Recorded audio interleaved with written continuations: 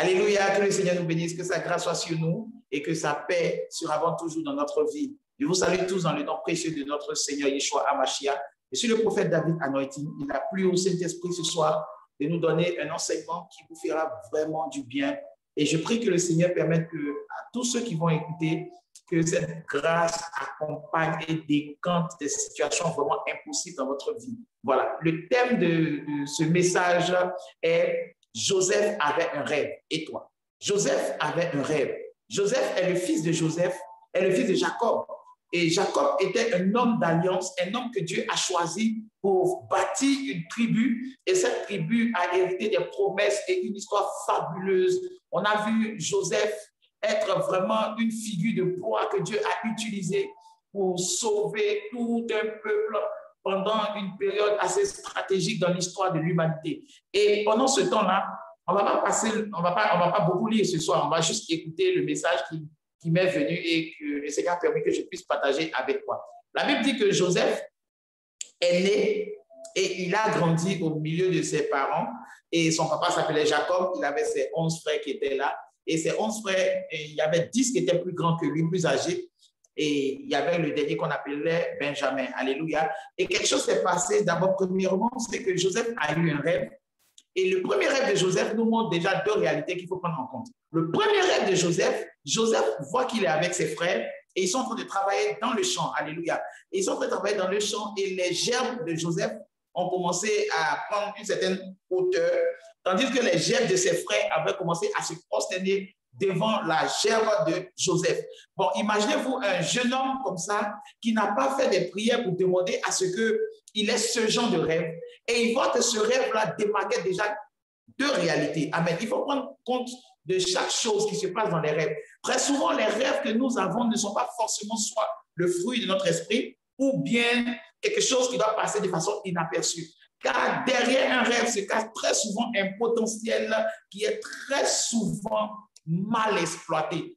Il n'est pas exploité dans le sens où le rêveur se contente simplement de voir les actions et de chercher peut-être ce que ça veut dire, sans essayer d'explorer pleinement ce que le don veut dire. Alléluia. C'est comme le don de la prophétie. Vous allez voir que dans le don de la prophétie, les gens peuvent limiter la prophétie dans le domaine de révéler, par exemple, les choses qui sont cachées ou annoncer les oracles ou annoncer les destinées. Mais la prophétie est un vaste champ. Il y a des domaines de prophétie qui n'ont jamais été encore explorés par l'humanité. Et Dieu aussi a un rêve. Si vous regardez un peu tout ce qui se passe dans la Bible, vous allez voir que Dieu a un rêve. Si vous regardez un peu, même Pharaon avait un rêve, même Judas avait un rêve. La Bible dit que lorsque Judas a fini de trahir Jésus, il a pris l'argent de la trahison pour aller faire quoi? Pour aller acheter un champ. Pourquoi? Parce qu'il avait un rêve. Et vous savez, ici, je ne parle pas de rêve, seulement l'action de dormir et de voir les choses. Je veux que tu ouvres ton esprit, bien-aimé, et que tu emploies un peu cette capacité à projeter des images dans ton esprit pour pouvoir en faire sortir une vision ou un objectif précis, ce pourquoi tu es né. Alléluia. Dans les temps passés, les gens se servaient des rêves ou bien des visions pour pouvoir se diriger. La Bible dit que si nous voulons être affermis, confions-nous au Seigneur. Et si nous voulons réussir, confions-nous en ces prophètes. Or, les prophètes sont supposés être des personnes qui ont des visions, qui ont des songes, qui ont des rêves. Alléluia. Et nous allons entrer dans le vif du sujet. Mais pour tous ceux qui voudront voir un peu là où je vais attirer notre attention, lisez un peu dans la Bible, sachant pour voir un peu la partie où Joseph a eu ces deux rêves. Parce que nous allons partir de là pour bâtir un peu un message fort qui va, je suis sûr, qui va vraiment aider chacun de nous dans notre foi. Alléluia, que le Seigneur nous bénisse. Voilà. Donc, je disais que la première fois que Joseph fait un rêve, il y a deux réalités qui se manifestent dans le rêve. La première réalité, c'est que Joseph voit une position. C'est-à-dire que la gerbe qui lui appartient se tient droit. Et ensuite, la gerbe de ses frères se prosterne devant cette gerbe. Alléluia. Cela montrait d'abord une position. Et lorsqu'il va expliquer cela, quelque chose va se passer pendant ce temps dans la scène familiale. C'est que Joseph était, si on veut dire, l'avant-dernier. Il était l'avant-dernier. Donc, normalement, à leur époque, là, si on peut parler d'héritage, si on veut parler des gens qui vont comment la succession des biens lorsque le père ne sera pas là, parce que Jacob avait commencé à avoir un certain âge. Donc, quand on parle des gens qui étaient vraiment considérés comme étant les héritiers, Joseph était le 10e. Il était le 10e ou bien le 11e. Il était le 11e. Donc, on ne pouvait pas penser qu'il va avoir droit à l'héritage. Il va avoir quelque chose dans l'héritage, certes, mais il ne pourrait pas avoir la gestion de l'héritage. Amen. Et quelque chose aussi s'était passé bien avant ça. Vous savez, Dieu prend toujours le temps, avant même de commencer à vous faire manifester les brides même de ce à quoi il vous destine, il prend le temps de planter le décor. Amen. Je parle à quelqu'un ici qui est né dans une famille ou qui est né dans une situation ou qui évolue dans une situation où il y a des choses assez complexes qui se passent autour de toi. Et tu as des rêves que tu ne comprends pas. Il y a des rêves qui te font certaines faveurs, mais tu te dis peut-être que c'est parce que ces rêves-là sont destinés juste à te présenter en tant que prophète, à te tracer un avenir. Mais il y a quelque chose de plus que ça. Amen. Au-delà de la vision que Dieu peut avoir pour un individu, il y a aussi la vision qu'un individu a et qu'il a la capacité de réaliser. Très souvent, les enfants de Dieu que nous sommes, nous ne prenons pas le temps même de regarder un peu de l'autre côté, un peu de regarder un peu les gens qui sont en face de nous, les gens que nous disons que ce sont des païens, non pas la vérité de Dieu. Même pourtant, ce sont des personnes qui arrivent à réaliser leurs rêves. J'ai pris mon temps pour demander à certaines personnes, est-ce que tu as un rêve? Je ne demande pas, est-ce que Dieu te montre des choses? Je te demande, quel est le projet de ta vie? Par exemple, lorsque tu imagines les capacités que tu as, les dons que tu as, à ton avis, les dons, au-delà des dons spirituels, les capacités d'intelligence, les capacités de réaction, les capacités d'apporter des idées pour un développement, pour une création. Lorsque tu regardes cela, que penses-tu que tu es capable de faire?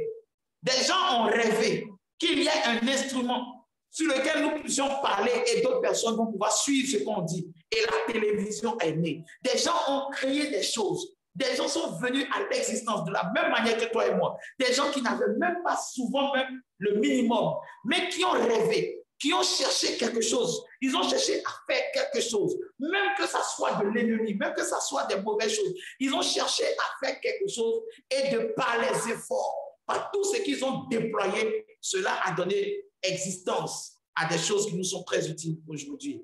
Alléluia. Et lorsque nous regardons un peu, prenons l'exemple et prenons aussi l'enseignement qui se trouve dans la vie de ces personnes-là qui ont pu réaliser leurs rêves. Amen. Quand Abraham est arrivé à Canaan, il a vu des gens qui avaient bâti des sociétés, qui avaient bâti des cités. Il a vu des gens qui avaient construit, qui avaient fait des choses. Et vous savez qu'Abraham était un éleveur, il était un berger, il avait un troupeau. Mais quand il est arrivé, il a vu aussi des réalités sur Canaan. Et en fonction de ça, la Bible dit, Abraham a fait quoi? Il a creusé un puits. Abraham n'est pas simplement venu à Canaan, il a regardé, puis il a dit, c'est qu'est sûr, tout ça va appartenir à ma descendance. Non, Abraham a creusé des puits. Abraham a acheté des terres. Pourquoi? Parce qu'il savait que quand tu veux posséder un endroit, il y a des actions précises qu'il faut faire. Il y a des actions, il faut aider cet endroit-là à reconnaître ton autorité en installant des projets rentables, en installant des activités, en te positionnant. Et c'est ce qui nous manque aujourd'hui. Il nous manque cet esprit de nous positionner, cette capacité à réveiller le talent, le potentiel qui est en toi, afin que tu aies la position qu'il faut. Remarquez que Joseph, lorsque sa gemme se tient droit et que la gemme de ses frères se prosterne devant lui, cet enfant est supposé ne même pas savoir exactement ce que ce rêve dit. Très souvent, tu peux ne même pas savoir ce que ton rêve dit et pourtant œuvrer pour que ce rêve-là s'accomplisse dans ta vie. Lorsque Joseph a commencé à donner, a commencé à parler de ce rêve-là, la Bible dit que l'interprétation que ses frères ont fait, ils ont dit, donc tu veux dire que tu vas dominer sur nous.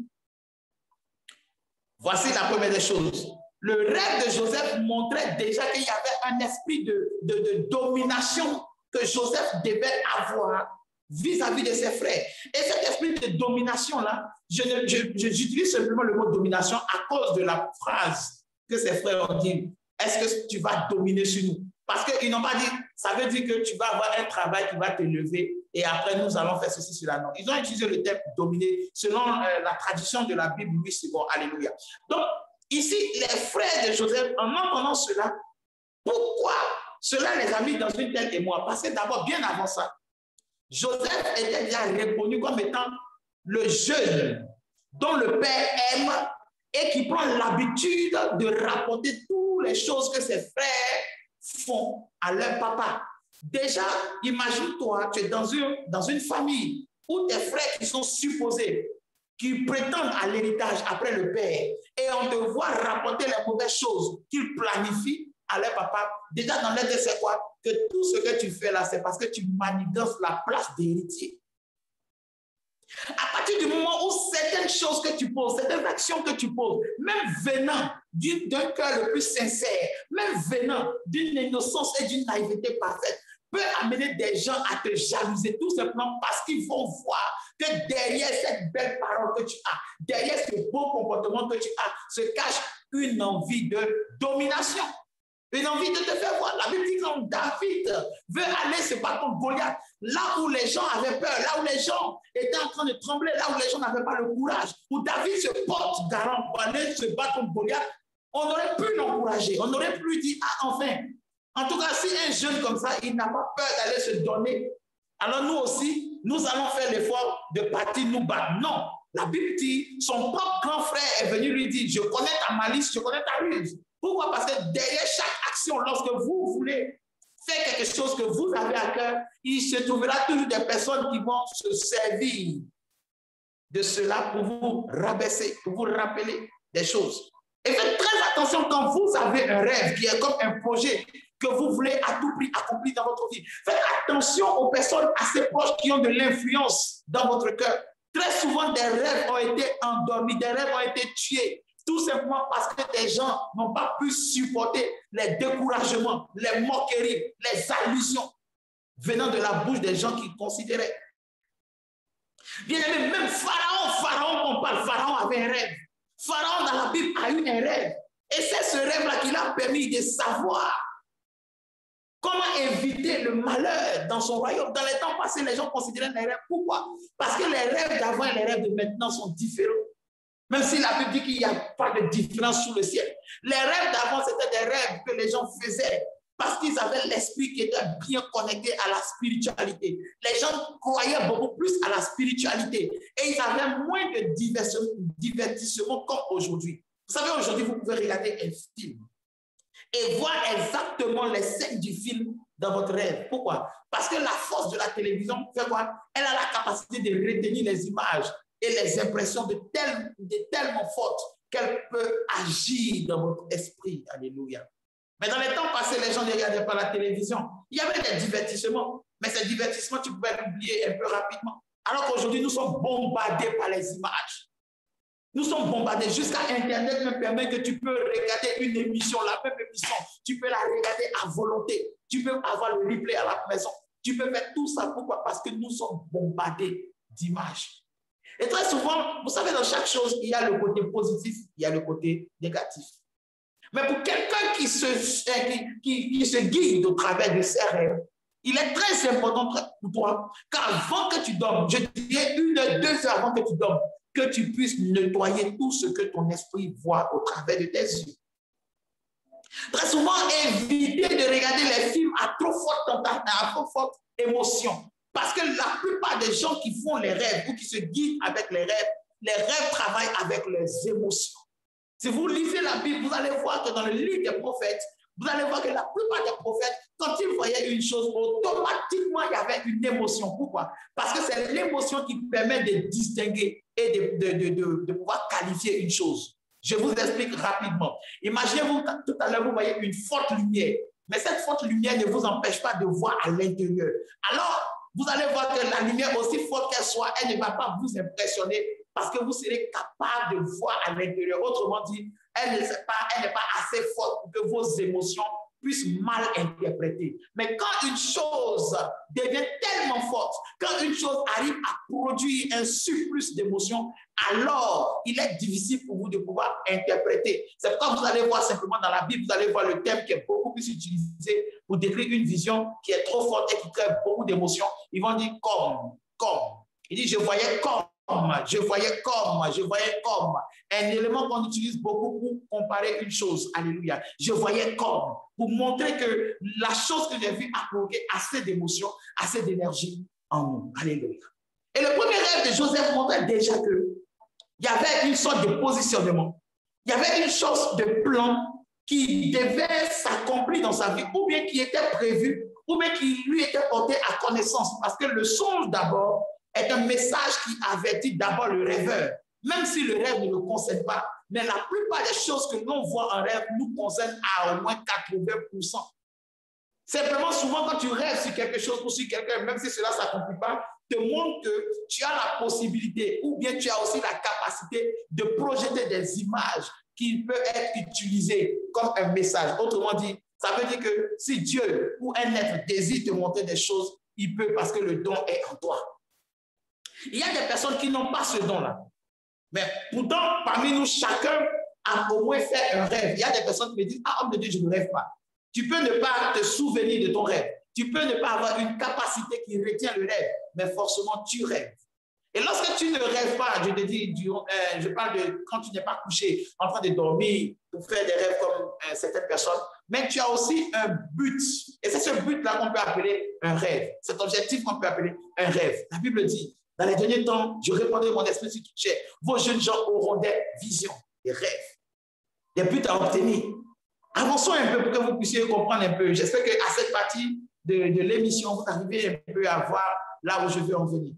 Joseph a un premier rêve, et ce premier rêve parle d'abord d'une position qu'il va avoir d'abord vis-à-vis de ses frères.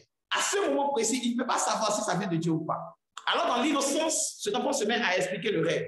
Et les frères, pour interpréter le rêve, prennent les antécédents, les choses qu'ils savent de lui déjà, pour pouvoir faire l'interprétation. Et très souvent, les gens peuvent interpréter les choses en fonction de ce qu'ils savent de vous ou en fonction de ce que votre aspect parle. Parce que tout votre être parle. Ta manière même de t'habiller parle. Ta manière d'accentuer les mots parle.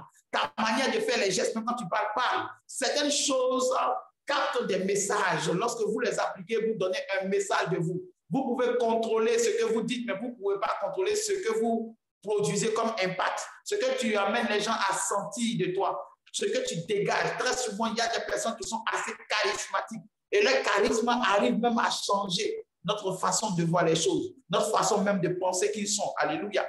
Et donc, on prend un peu ce conseil de Joseph, le petit qui rapporte toujours à papa, plus ce rêve-là, et on lui dit cette chose. On lui dit, donc tu veux dire que tu vas dominer sur nous. Et là, la Bible nous dit que son père Jacob le dit oui. Alors, le songe va continuer. Pourquoi? Parce que vous aurez beau être persécuté, si un songe vient vraiment de Dieu, peu importe les choses que l'on dira, peu importe les prédications qu'on enverra, peu importe les prières qu'on fera, le don ne s'arrêtera pas. Amen. Le don peut ne pas se succéder. Amen. C'est-à-dire que tu peux avoir le même rêve, ou bien un rêve de ce sens-là. Tu peux avoir cette année. Et puis peut-être dans 2 ans, dans 3 ans, en 4 ans, tu vas avoir encore un autre rêve de ce sens. Je veux dire qu'un don a une capacité de mûrir, de grandir. Le don ne fait pas la même chose pour tout le monde. Il y a des personnes, les dons s'accélèrent. Il y a des personnes, les dons ne s'accélèrent pas. Il y a des prophètes, Dieu les parlait matin, midi, soir. Il y a des prophètes, Dieu les parlait que par saison, que par des temps. Amen. Et dans les temps derniers que nous sommes, quand on dit que Dieu va répandre son esprit sur toute chair, il va prophétiser, il y aura des prophéties, il y aura des signes. Cela ne veut pas dire que ces signes vont se passer matin, midi, soir. Amen. Parce que Dieu n'est pas bavard. Et parce qu'il y a des choses de Dieu qui prennent plus de gloire lorsqu'elles prennent du temps. Amen. Il y a des prophéties qui ont besoin du temps. Quand tu annonces à quelqu'un que oui, tu vas mettre au monde un enfant, et si la femme tombe enceinte la même nuit et que le lendemain, elle accouche, pour la gloire de Dieu, on verra qu'il y a vraiment quelque chose qui cloche. Donc, très souvent, même pour notre destinée, il est important de cultiver la notion de la patience. La Bible dit que même Dieu est patient, l'amour est patient. Donc, la patience fait partie des choses qu'il faut avoir. Et vous allez voir aussi la patience qui se manifeste dans la vie de ceux qui ont des rêves. Si vous regardez un peu dans l'histoire, la plupart des gens qui ont atteint leurs objectifs aujourd'hui, la plupart des gens qui ont créé des choses qui nous aident aujourd'hui, la plupart des gens qui sont devenus même des milliardaires, au début, ils ont eu des rêves, ils ont eu des visions, ils ont eu des intuitions, ils ont eu quelque chose qu'ils ont voulu accomplir. D'autres ne savaient pas exactement qu'est-ce que était cette chose.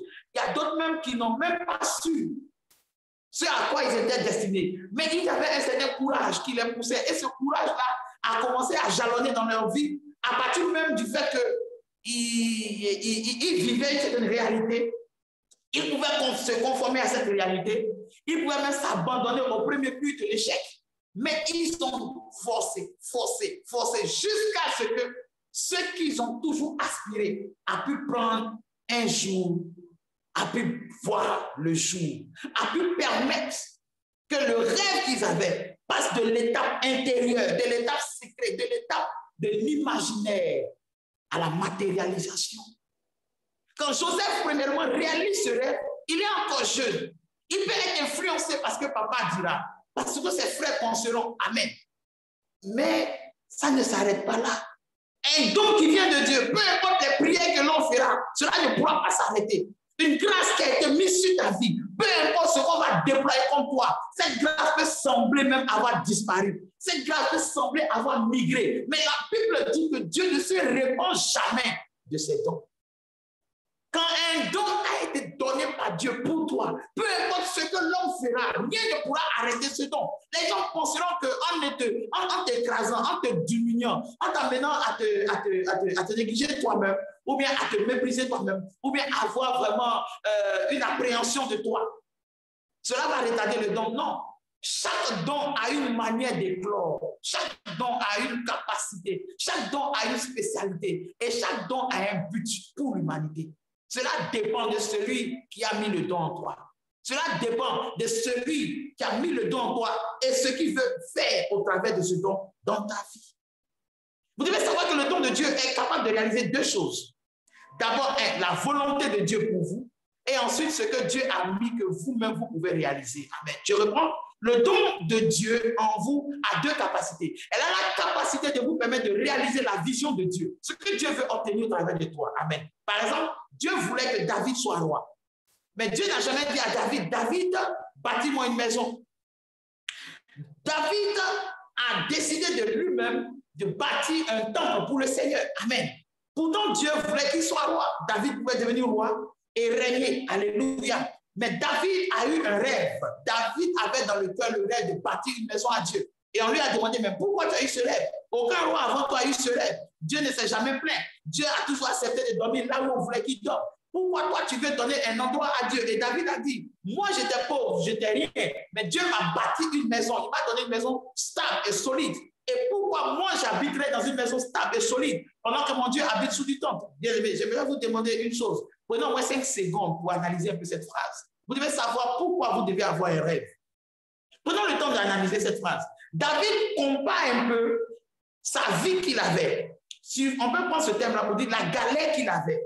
Il regarde un peu la galère qu'il avait et il regarde un peu comment de cette galère, de cette humiliation, de ce néant qu'il vivait, il a été choisi, il a été sorti de l'endroit, il a été assis et couronné roi. Amen. Et quand il regarde cela, il se dit, mais moi je suis un être misérable. Je suis quelqu'un qu'on ne considère pas, je n'ai aucune valeur. Et pourtant, il y a quelqu'un que nous connaissons. Lui, la puissance, la gloire et l'honneur lui reviennent. Lui qui est si grand, lui qui est si merveilleux, lui qui est si puissant, il a accepté de rester dans une tente. Il ne s'est jamais plaint. Pourtant, moi, David, qui ne suis rien, qui n'a aucune valeur, mais moi, j'ai pu quitter un endroit bas, un endroit misérable qui était ma condition pour être assis à la table des rois. Comment pourrais-je être à l'aise avec la pensée de si moi-même en tant qu'un homme qui n'a pas de gloire, aujourd'hui j'habite une maison, je connais ce que ça fait d'être dans une maison stable, je connais ce que ça fait d'avoir un endroit où tu es paisible. À plus forte raison, celui même qui connaît toutes choses, celui qui est grand et celui qui est élevé. Bien-aimé, pose-toi encore cette question. Et si jamais les choses que tu espères que ça arrive, les choses que tu voudrais que les gens témoignent, tu dis, je veux que vraiment les gens soient proches de Dieu, que les gens voient, que Dieu leur donne le travail, que Dieu leur donne à manger, que Dieu permette que les gens se convertissent. Et si cette conversion passait par le fait que toi, tu arrives à réaliser un rêve que tu as pour Dieu. Dieu a fait un rêve pour toi. Dieu a un rêve pour toi. Mais toi, quel est le rêve que tu as pour Dieu? Alléluia. Avançons un peu, nous allons comprendre un peu. Alléluia. Alors, Joseph va faire un second rêve. Et dans ce second rêve-là, la Bible dit que Joseph va voir le soleil et la lune se prosterner à ses pieds, plus 11 de ses frères. Et là, il va encore faire quoi? Il va encore expliquer pourquoi. Vous savez, le véritable don de Dieu, et puis notre nature, très souvent, il y a un combat. Très souvent, l'Esprit de Dieu peut te pousser à expliquer un songe. Très souvent, l'Esprit de Dieu peut t'amener à expliquer les prophéties, les visions que tu reçois. Mais très souvent, toi aussi, ta propre nature peut t'amener à expliquer les songes. Je connais beaucoup de personnes, beaucoup de chrétiens qui ne se rendent pas compte que même étant chrétiens, ils ont conservé les attitudes de narcissique, d'égoïsme et d'envie de montrer qu'ils sont quelque chose. Oui, je vous assure. Je vous assure, bien aimé. Il y a des personnes qui pensent que lorsqu'ils n'ont pas de vision, ils ne sont pas chrétiens. Lorsqu'ils n'ont pas de prophétie, ils ne sont pas chrétiens. Donc, ils ne sont pas à l'aise. Alors, il faut qu'à chaque fois, ils aient une vision. Ou bien, à chaque fois, il faut qu'ils vous rappellent que Dieu leur parle, Dieu leur montre des choses. Alléluia. Il y avait Jésus qui était l'homme le plus spirituel. Jésus, il n'avait pas de plus grande spiritualité que lui. Mais la Bible nous montre à chaque fois même, les fois où les anges sont venus le voir, les fois où un Dieu lui a parlé, il n'en parle pratiquement pas. Pourquoi? Parce qu'il y a des choses qui sont utiles pour la foi et il y a des choses qui ne sont pas utiles pour la foi. Si Dieu t'a montré un rêve et que ce rêve, en m'expliquant, cela peut m'édifier, alléluia. Mais si cela ne peut pas édifier, cela ne vaut pas la peine. Il y a des rêves que tu dois les garder pour toi afin que tu puisses bâtir toi-même ta foi. La foi où Joseph s'est levé encore. Alors qu'il sait que déjà il y avait de la haine dans les cœurs de ses frères contre lui. Mais comme il était naïf, il était encore innocent, il était encore ignorant, il ne savait pas de quel genre de mal ses frères étaient capables de lui faire. Alors il a ouvert la bouche et il a dit, j'ai fait un rêve. Le soleil et la lune et 11 étoiles se sont postées devant moi. J'imagine la réaction de ses frères ce jour-là encore. Si quelqu'un avait attrapé une cuillère, il a dit déposer la cuillère. Et ils ont dû encore se regarder. Et cette fois-ci, tout le monde a pointé les regards vers le Père. Parce que c'était le Père qui veillait sur eux. C'était le Père qui était le responsable. C'était lui qui devait encourager ou bien arrêter ces choses. Vous savez, très souvent, des personnes ont été chassées d'une église ou bien ils ont eu des problèmes avec le Père spirituel. Ce n'est pas parce que le Père spirituel était forcément si mauvais que ça. Ou bien parce que leur ministère dérangeait le Père spirituel. Mais souvent, c'est à cause du manque de sagesse. À cause du manque de sagesse. Le manque de sagesse, beaucoup, fait partie des gens, fait précipiter des gens loin de leur révélation, loin de leur destinée. Amen. Et très souvent, c'est très, très, très, très important d'avoir cette sagesse de savoir parler devant les gens. Et tous on commence à regarder le Père. Et le Père prend la parole et dit, ah, mon fils, tu veux dire que le soleil, c'est moi, la lune, c'est ta mère, les 11 étoiles, ce sont tes frères.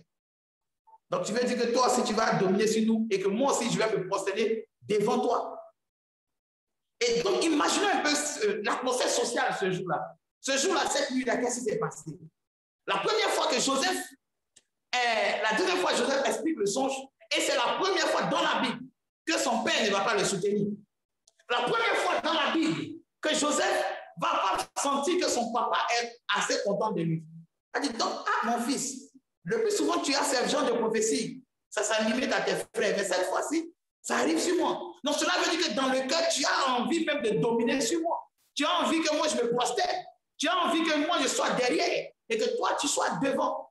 Mais bien aimé, ce n'est pas là-bas que je vais attirer votre attention. Amen. C'est la partie où Joseph va arriver en Égypte. Et vous devez savoir qu'à partir de là, les choses vont commencer à se passer.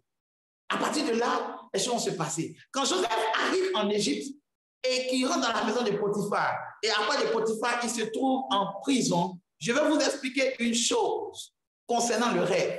Lorsque tu comprends ce que veut dire ton rêve, tu arrives à comprendre ce que veut dire ta destinée. Lorsque tu arrives à comprendre toi-même de par tes efforts, en interprétant certaines choses que tu as vues dans les rêves et certaines choses qui t'arrivent de façon personnelle, tu arrives à avoir une vision sur ta destinée. Vous devez savoir une chose. La Bible dit que quand Joseph va en Égypte, et là-bas, avant d'arriver chez Pharaon pour devenir premier ministre, afin que les rêves qu'il a vus, où ses frères vont venir se prosterner devant lui, comme ce qui lui avait été annoncé, avant que ces choses arrivent, Joseph doit réaliser que pour ce rêve-là, il va falloir qu'il soit conscient de certaines facultés.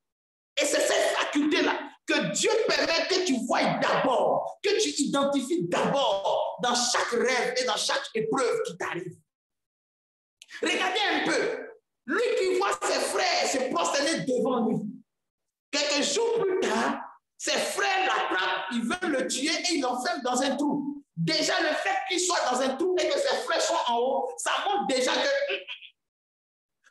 d'habitude dans mes rêves, je vois mes frères sont en bas et moi je suis en haut. Mais dans la réalité, c'est moi qui suis en bas et mes frères sont en haut. Vous savez que Salomon a dit ça. Salomon dit, j'ai vu une chose sur la terre qui est une erreur. Les princes sont à terre et les esclaves sont sur les chevaux. Très souvent, lorsque vous êtes appelés à faire des grandes choses, les personnes qui ne sont pas appelées à faire les grandes choses, c'est eux qui sont honorés, que ce soit dans l'église, que ce soit dans les foyers, que ce soit dans les maisons. Les personnes qui sont appelées à avoir un avenir catastrophique, c'est eux que les grandes choses arrivent rapidement.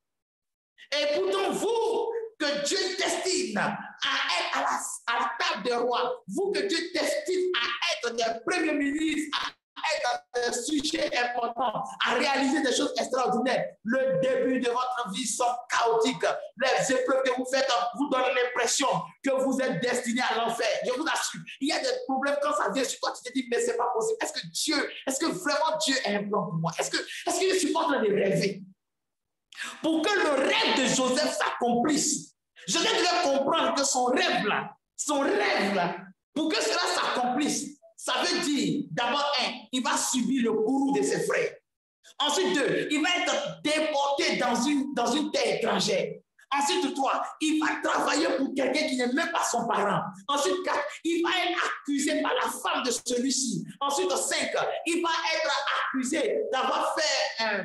il va être envoyé en prison. Ensuite, il va servir dans la prison. Et enfin, il va aider une personne qui ne sera pas d'abord reconnaissante. Et après ça, maintenant, à l'aide encore d'un second songe, à partir d'un autre songe, à partir d'un autre rêve de quelqu'un, c'est là que Joseph va être élevé.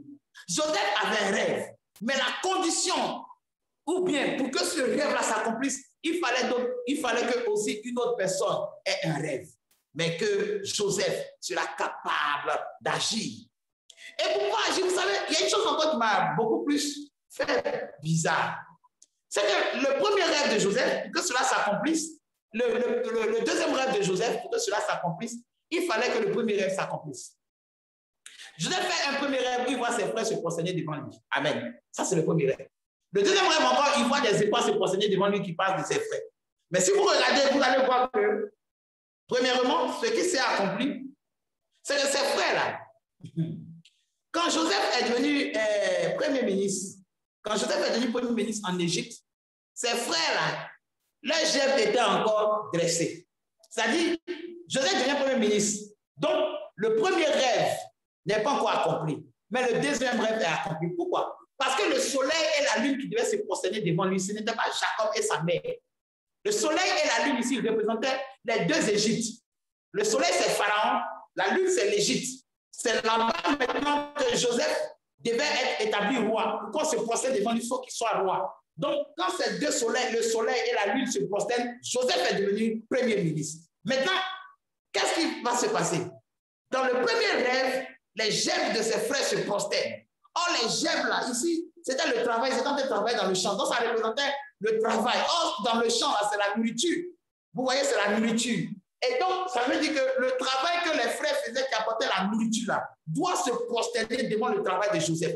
Or, Joseph devient premier ministre. Dans les 7 premières années, il y a l'abondance. Quand il y a l'abondance, le travail de ses frères n'est pas en danger. Donc, ils ne vont pas venir se prosterner devant Joseph. Ils n'entendent même pas parler de lui. Mais à partir du moment où la faim arrive, où le besoin arrive, bien aimé, très souvent, tu gardes ton cœur pour dire, oui, cette personne m'a fait du mal, oh Seigneur. Alors que même quand cette personne aura besoin de toi, lorsque cette personne va apprendre que tu es élevé, tu as le devoir même de t'occuper de cette personne parce que le Dieu qui t'a donné la bénédiction, le Dieu qui a permis que tes larmes soient essuyées, là, ce Dieu-là, c'est un Dieu de miséricorde. Et là, il faut que tu le saches. Que toute la haine que tu as, toute cette envie de dire, oui Seigneur, vraiment, regarde l'humiliation qu'on me fait. Oui, mais n'oublie pas une chose, le Dieu que tu adores est un Dieu qui pardonne. N'oublie pas une chose, le Dieu que tu adores, c'est un Dieu qui ne tient pas compte aussi de tes fautes, de tes péchés. Et que c'est un Dieu, s'il t'a élevé, ça pour élever les autres, même ceux qui t'ont fait du mal. Tous ceux qui ont crucifié Jésus, Jésus mourrait pour eux aussi. Alléluia. Il n'a pas dit non, je suis mort pour tous ceux qui croient en moi, mais ceux qui ne vont pas croire en moi, qui m'ont crucifié, je ne suis pas mort, il est mort même pour eux. Et dans le rêve de Joseph, Joseph savait que si Dieu permettait qu'un devaient se prosterner. Les entités comme le soleil et la lune devaient se prosterner. C'est parce que Dieu voulait accomplir quelque chose. Dieu voulait l'utiliser pour accomplir quelque chose. Alors, je suis sûr qu'au début, il avait le don de faire les rêves. Mais après, ce don de faire les rêves a migré. C'est devenu le don de la sagesse.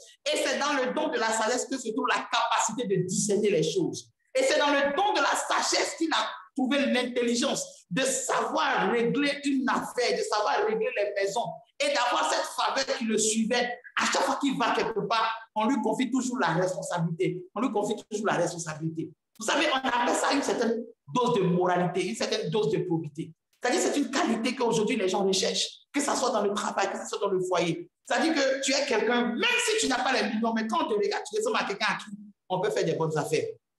Tu ressembles à quelqu'un à qui on peut confier les choses. Mais quand tu es quelqu'un, la moindre petite chose qu'on te donne, la moindre petite tâche, même on te dit de balayer ici, toute ta tête sait que tu as balayé. On te confie un petit secret, tout le monde sait tout ce qu'on t'a dit. Là, tu n'as pas besoin de chercher un ennemi comme sorcier. Non, tu es toi-même le sorcier. Celui qui a un rêve, il doit d'abord être secret. Et ensuite, le rêve te donne des capacités qui te seront utiles plus tard. Si le soleil va se procéder devant un enfant, si la lune va se procéder devant un enfant, si 11 étoiles vont venir se procéder devant lui, ça veut dire que celui devant qui toutes ces choses vont se procéder doit avoir une supériorité sur ces choses. Vous savez ce qu'on appelle le soleil? Le soleil représente la connaissance. Le soleil, il représente la connaissance. Et cette connaissance-là, c'était les rois, les sages qui avaient ça. Les gens importants, la connaissance. Aujourd'hui, regardez ce que la connaissance fait. Aujourd'hui, même dans le milieu des chrétiens, au milieu des affaires, le milieu du monde, en toute chose, la connaissance est importante. La Bible dit, c'est par manque de connaissance que le peuple de Dieu périt. Le soleil représentait la connaissance. Donc, si Joseph voulait que la connaissance soit à ses pieds, il fallait qu'il soit digne de la connaissance. Et pour pouvoir être digne de la connaissance, il faut avoir un cœur qui sait apprendre. Très souvent, la vision que nous avons, le rêve que nous avons, oui, je suis grand, oui, Dieu va m'utiliser, c'est vrai, oui, mais tu n'as pas la capacité d'apprendre. Savez-vous que David, pour que David devienne ce roi si important, si grand, il a dû accepter d'aller être un jouet de harpe dans la maison de Saül, alors que David avait l'onction royale. Ça veut dire que sur le plan roi, David portait déjà la carrure d'un roi. Mais il n'avait pas l'expérience, il n'avait pas la connaissance pour être un roi. Les clés de la connaissance. Les clés de la connaissance. Au fur et à mesure, je vous donnerai les détails qu'il faut, parce que la lune aussi représente autre chose. Vous savez que la lune, elle vient le soir, c'est la lune. La lune a des périodes où elle sort, il y a des périodes où la lune est ascendante, elle est descendante. Et vous devez savoir que les Égyptiens adoraient la déesse de la lune, on l'appelait, je crois, Isis, avec toutes ces choses-là. Vous devez savoir tout ça, pourquoi précisément Dieu a parlé de la lune. Et pourquoi Jacob, lui, quand il a interprété, il a dit qu'il était le soleil, parce qu'il avait la connaissance de Dieu. Jacob avait la connaissance de Dieu. Et Jacob, c'est Israël. Et vous remarquez quand Jésus arrive, et il parle à la femme samaritaine, qu'est-ce qu'il lui dit? Il parle à la femme samaritaine, lui dit quoi? Il dit quoi? Le salut des Juifs. Le salut de Dieu vient des Juifs. Parce que c'est eux qui ont la connaissance des choses divines. On dit le Dieu des Hébreux. Alléluia. Bien aimé, le rêve que tu as, le but pour ta vie, ne peut être accompli sans que tu aies la connaissance de ces choses. Aujourd'hui, les chrétiens n'ont pas besoin seulement d'être vus parce qu'ils prient beaucoup, mais qu'ils parlent en langue. Mais le domaine d'expertise, on doit voir que tu sais de quoi tu parles. On doit voir que Dieu a mis le potentiel. Tu as le potentiel. Le potentiel, tu l'as. Tu as le potentiel. Le potentiel qui peut faire apparaître les grandes choses. Tu as ça. Il te manque maintenant de te laisser entraîner, de te laisser connaître, de te laisser modeler par la connaissance, par les études, par les enseignements. Oui. Il n'y a pas seulement que les enseignements spirituels, il y a aussi les enseignements physiques. Il y a aussi l'enseignement physique. Lorsque Joseph entre dans la maison de Potiphar, qui est le premier, je dirais, le premier responsable, le premier cadre qu'il va trouver en Égypte. À l'époque, l'Égypte était la nation numéro 1 dans le monde. C'était comme les États-Unis à l'époque. Donc, quand Joseph va aller en Égypte, Joseph entre dans la maison de Potiphar et ce jeune Égyptien arrive et il va apprendre comment on gère une maison, comment on gère les grands pieds. Amen. Très souvent, remarquez un peu, il y a des endroits où Dieu vous envoie. Il y a des endroits, on a beau vous faire le mal, on a beau vous poursuivre, on a beau vous bloquer, on a beau faire des choses contre vous dans le spirituel. On a beau bâtir des hôtels dans votre famille, mais il y a des endroits où vous n'échappez pas. Souvent, même tu arrives dans un camp de prière. On va te maltraiter là-bas. Tu vas dire, mais c'est mieux même si j'étais resté à la maison. Mais pourtant, Dieu t'a conduit là-bas pour t'apprendre comment fonctionne un camp de prière. Quelles sont les choses à faire? Quelles sont les choses à ne pas faire? Alléluia. Très souvent, tu peux commencer, tu te dis, mais ce n'est pas ma carrière, ce n'est pas la formation pour laquelle j'ai été. Mais bon, j'ai fait ça en attendant. Bien aimé, ce n'est pas en attendant. C'est ici là que tu vas apprendre. C'est dans ce travail que tu vas apprendre. Et c'est ce que tu vas apprendre là. C'est ajouter à cette formation que tu as faite là. C'est ça qui dessinera la personne que tu seras demain. Bien aimé, pour toi qui n'as pas un rêve, ou pour toi qui ne sais même pas quel est le rêve de ta vie, ma prière pour toi ce soir est que tu saches que Dieu a un rêve et que toi aussi, tu dois avoir un rêve. Quel est ton rêve? Fais tout pour que ce rêve-là, aussi merveilleux que cela soit, puisse vraiment se réaliser. Sinon, tu vas vivre une existence où tu auras tellement de regrets. Parce que c'est une chose que nous ne prenons pas conscience, mais c'est ça, ça existe. Quand des gens sont là, comme ça, puis ils témoignent, mon rêve s'est accompli. Moi-même, là, je voulais devenir ministre, je voulais devenir président, et en fait, c'est ça accompli. Et puis toi, tu es là, tu dis, oh, ça c'est le médicament. Ça te fait mal, tu es frustré, et tu cherches forcément une raison pour expliquer une lâcheté de ta part. Parce qu'il y a des gens qui font tout pour accomplir leurs rêves. D'autres utilisent le mal pour accomplir leurs rêves. Et ils arrivent à accomplir leurs rêves. Mais si toi, tu utilises le bien, tu aimes le bien, tu pratiques le bien, tu as le bien qui te soutient, va jusqu'au bout, ne t'arrête pas aux difficultés, ne t'arrête pas aux soi-disant, ne t'arrête pas. Si quelqu'un ne croit pas en ton rêve, tu n'as pas besoin que quelqu'un croit en ton rêve pour que cela se réalise. Qui a cru au rêve de Joseph, mais cela s'est réalisé? Qui l'a soutenu dans son rêve? Mais cela s'est réalisé, bien aimé. Et lorsque Joseph va en Égypte, on ne nous dit pas que Joseph a fait un rêve, mais son rêve s'est accompli. Il est là en Égypte, on ne nous montre pas les rêves qu'il a fait, mais son rêve s'est accompli, bien aimé. Très souvent, tu n'as pas besoin de voir toujours les mêmes choses. Mais il faut savoir que là où Dieu te conduit, c'est pour que tu réalises ce pourquoi tu es venu. Il y a des choses que tu aimes, il y a des choses que tu as envie d'être, mais que tu ne reconnais pas encore que tu as vraiment envie que cette chose-là, ça t'arrive. Il y a des gens qui disent, non, moi, si j'ai eu tant, j'ai eu ma petite voiture, ma petite maison, ça peut aller. Mais à l'intérieur de lui-même, là, c'est pas ce qu'il veut pour être heureux. Alors que Dieu veut que tu sois heureux. Mais tu as peur d'exprimer, qu'est-ce qui te rend heureux? Qu'est-ce qui te rend heureux réellement? Bien aimé, il est temps que nous prenions conscience que nous avons aussi un rêve. Il y a des choses que nous sommes prêts à faire pour Dieu. Mais il y a des choses que nous voulons que Dieu fasse pour nous. Et nous cachons ça sous prétexte que non, peut-être quand je vais dire ça, ça va offenser Dieu. Alors que cette chose est dans ton cœur. Ce qui fait que tu n'es pas pleinement heureux. Tu n'arrives pas pleinement à te réjouir. Tu dis, oh Seigneur, c'est pourvu que ton nom soit annoncé. C'est la vérité. Vraiment, je suis content. Si les gens sont sauvés, ça me suffit. Ça te suffit. Mais quand tu n'arrives pas à te marier, tu as mal. Quand tu vois les autres sont en train de voyager, que tu ne voyages pas, tu as mal. Quand tu vois que les gens sont en train de témoigner, tu ne témoignes pas, tu as mal. Tu dis, Seigneur, pourquoi eux? À quand ma victoire? À quand mon tour? Oui, mais bien aimé, c'est parce que tu as gardé en toi ce sentiment. Effectivement, je veux tant.